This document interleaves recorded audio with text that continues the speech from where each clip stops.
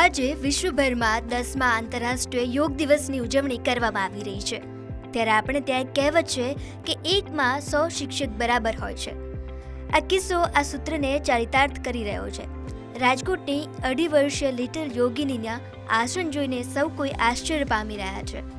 કાલી ઘેલી ભાષામાં વાતોચીતો કરતી આ રુદ્રી પોપટમાં યોગાની આ કળા તેની માતામાંથી આવી છે. રુદ્રીની માતા છેલ્લા 8 વર્ષથી યોગ કરી રહ્યા છે અને અત્યારે તો 2.5 વર્ષના બાળકો મસ્તીમાં આનંદ અને કિલોલ કરતા હોય છે. પણ રુદ્રી નાનપણથી જ પોતાની માતા સાથે જુદા જુદા યોગ અને આસનો કરી રહી છે. હું પણ એવું ઈચ્છું છું કે મારી જે 2.5 વર્ષની દીકરી છે એ પણ યોગા ફિલ્ડમાં આગળ જાય. તે નાનેથી જ એટલું સરસ યોગામાં આગળ વધી રહી છે, યોગા કરી રહી છે. હું પણ એવું ઈચ્છું છું કે હું કરું છું 8 વર્ષથી, મારી સાથે પણ કેટલા બધા લોકો જોડાયેલા છે અને આ જ ફિલ્ડમાં ભવિષ્યમાં પણ અને નેશનલ સુધી મારી દીકરી રમવા જાય એવું ઈચ્છું છું.